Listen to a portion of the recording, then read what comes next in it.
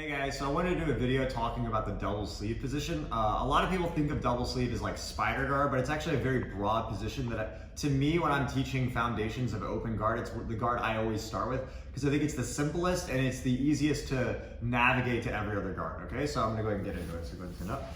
So classically, like people think of double sleeve, or I call it double sleeve, as like spider guard, but I prefer to just say double sleeve because it's me holding one sleeve with each hand, and there's a lot of different leg positions you could have. I could have like a lasso, a spider hook, a leg past the body, a de la Hibo hook. You could like work underneath, have like a modified X hook, you can have a deep lasso, and like I'm shifting between these all the time. I could be here like this with my leg past the body and de la Hibo, put a foot in the bicep, start switching here, and like all of this stuff, right? So just calling it spider guard, I feel like isn't quite as descriptive or as broad as just double sleeve, right? So the double sleeve position I like to show first is just what I call it double sleeve leg past body position, okay? And I think this is the best one for like a beginner starting, but also it's super useful at all levels. Works for people who are not flexible, people who are short. It's just really good overall. Okay, so basically this position, you could get to it, go ahead and start in close guard. Okay, you could get to it starting in close guard if I was gonna use a simple one. Let's say I know the guy's gonna open my guard, right? So I have both sleeves, he stands up and starts opening the guard. However, I know it's gonna get open, so I just unlock my legs here. So my left foot, I'm gonna lasso and just kind of leave it on the shoulder for now. My right leg, let's turn over here. Okay, my right leg here, I'm just gonna leave it kind of past the body like this. I'm gonna turn my palm up. There's a lot of different combinations that could happen. We're just gonna keep it simple for now. I'm gonna turn both palms up like this, right? When I grab the sleeves, I like to circle towards the inside of the wrist a little bit more. If I'm out here, go ahead and start like kind of looping your hand a little bit and stuff. There's a lot more slack in the sleeve for him to loop, right? When I grab more towards the inside of the wrist like this, and I turn my hand, it kind of cuts all the slack out and makes it harder for him to loop.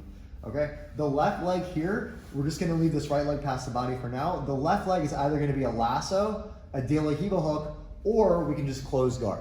And basically the way I'm gonna build this, right, my left foot is a lasso. If his leg is straight, and I'll show it on the other side in a minute. If his leg is straight here, then I can just pull into close guard, right?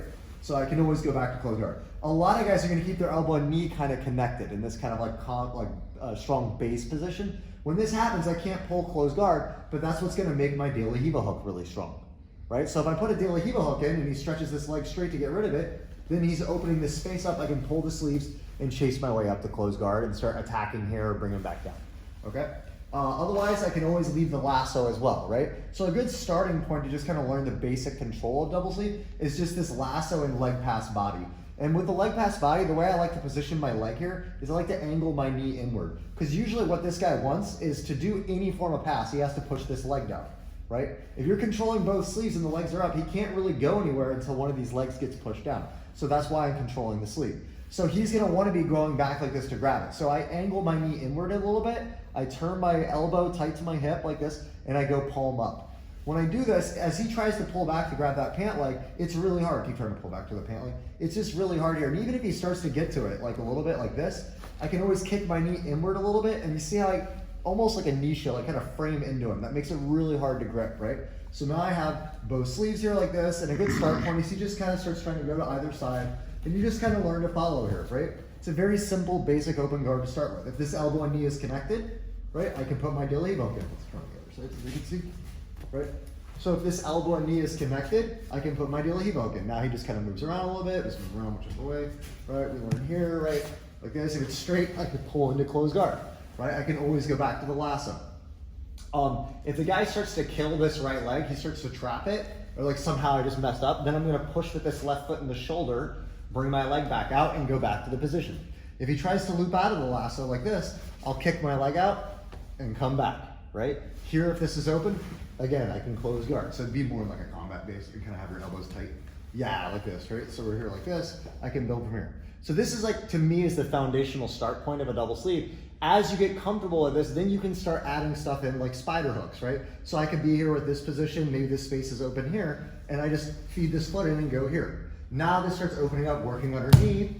I can use this to segue into overhead sweeps, start taking them backwards, you work at ankle locks, whatever, right? I can be here like this and I'm just controlling, right? And then I switch to the ankle, push the hip out, and now I'm working into setup guard game.